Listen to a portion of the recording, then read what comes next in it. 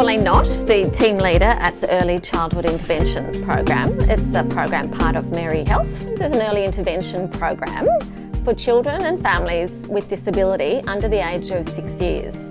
We've got a range of children in our program. Some of our children have a diagnosis of autism, some have a developmental delay, a whole range of issues that families come to us with. We work with families usually in their homes. It's essentially a home visiting program and or community based. So we'll also go to childcare and kindergarten settings, anywhere in fact. It could be Jimbaroo or the local library. The natural settings in which children are spending their time are the places that we want to be. Our role particularly is to support the adults in that child's environment, in that child's learning environment. This means that parents or carers are the key individuals that we're working with, and our role is to support them in knowing what to do, how to support, how to develop their child's skills.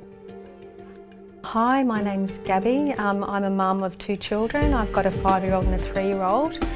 My 5-year-old has been diagnosed with autism age 3. I was a nurse and a naturopath in a previous life, so that's been a strong guide as to how we approach our intervention process.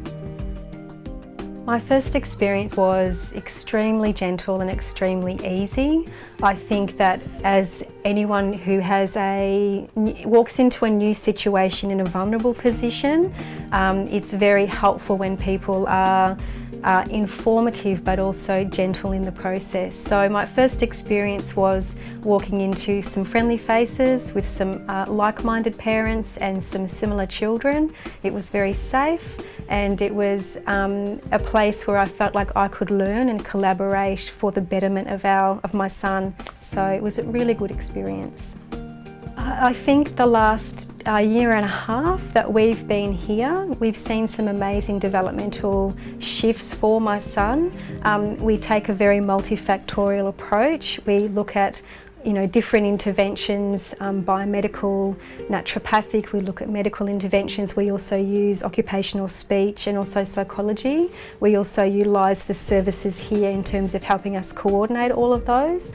So through those interventions, we've seen Jack increase his social skills. His proprioceptive skills, knowing where he is in space or time, has significantly increased. His ability to participate in a group and actually accept group rules and group expectations has increased. His appropriateness in one-on-one interactions has also improved, and we've also seen that aggression diminish. And annoying issues like toilet training were very well managed and supported by the staff here, and we've seen massive changes in that too. So he's come a very long way from really struggling with his childcare experiences to really being school ready by the end of the year, so we couldn't be happier. We try to apply evidence-based practice. When you're looking at the sorts of things we might do with families, and it could be story reading, it could be music time, singing songs, rhymes, it could be simply just chatting in a family routine. All of those have very strong evidence base for facilitating children's learning. So we're very keen to be able to help families to be able to integrate those sorts of things into their daily experiences with children. So as well as having a 5-year-old lad, I've also got a 3-year-old daughter. Her name's Tilly, and she is neurotypical, seemingly at this stage. And what's really lovely for her about Foundations is that we can come here as a family.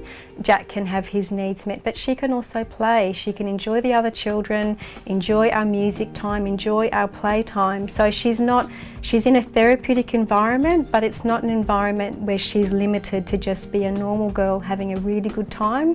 She can do both, and we can all do both. So it's actually really good for all of us individually as well as a family. Under the National Disability Insurance Scheme, families will be able to access Foundations from the point of planning. They'll usually be referred through to the service, the government service, and at that point they'll sit down with a planner to work out the sorts of services that their child may be eligible for. They're able to indicate in that meeting who they'd like to be involved with and with one of those services.